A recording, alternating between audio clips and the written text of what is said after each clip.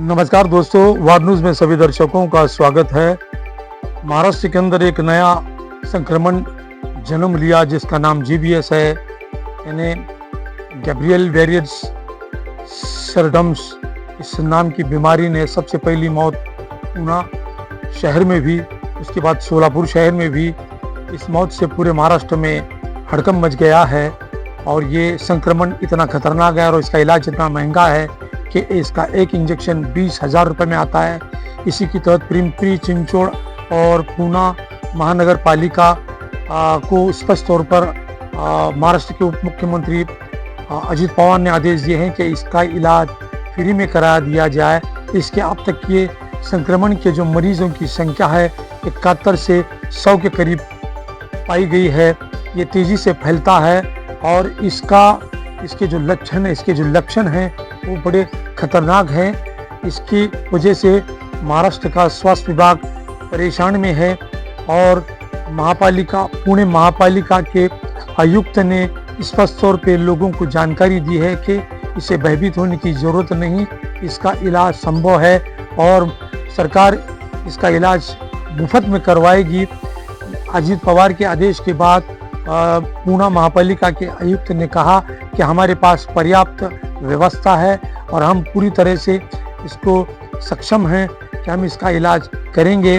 खड़कवासला के पास तकरीबन 1,25,000 मकान आते हैं जो पानी के सैंपल का टेस्ट लिया जा रहा है। तो वहाँ पर जो जांच की जा रही है कि कहीं पानी की वजह से ये संक्रमण फैलता है तो इसकी भी जांच की जा रही है। ये खड़कवासला के पास जो डैम है वहाँ के पानी का परीक्षण भी किया जा रहा है। इसका संक्रमण बड़ा ही महंगा है, ये महंगे इलाज है, गरीब आदमी इसका इलाज नहीं कर सकता सांस फूलने से। और इसके कई सिम्टम्स हैं जो हमें मिले हैं।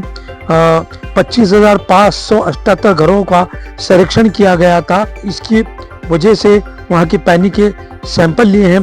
डॉक्टरों ने कहा कि 80% प्रभावित अस्पताल से लोगों को छुट्टी दी जा चुकी है, लेकिन डॉक्टरों में इस बात को लेकर चिंता है कि इसका इलाज तात्काल किया जाए। वार न्यूज़ ये अपने दर्शकों को बताना चाहता है कि भयभीत होने की ज़रूरत नहीं, इलाज संभव है लेकिन महंगा है।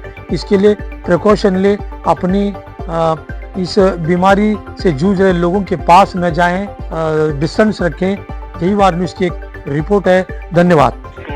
There are almost 64 patients in the Pune Municipal Corporation area. Out of that, almost 13 patients are on ventilator. 5 patients have been discharged. They have been cured. And PMC has now in its Kamla Nehru Hospital, we have identified 15 beds, ICU beds, wherein we will be giving free treatment to all those patients who are been affected by this GBS. Also, we have purchased 200 vials of immunoglobulin, wherein we will be supplying the immunoglobulins to this private hospital wherein these patients are admitted, so that there will be reduced bill. Also, those who are the poor patients who cannot afford, for that there is one more scheme in the corporation. It is called as Shahri Garib Yojana. Out of that we will be making the payments. Also, I have instructed 4 of the assistant medical officer to be manned at all these private hospitals, wherein they will be monitoring all those things, and whatever the needs and whatever the requirements of the patients and their relatives will be fulfilled.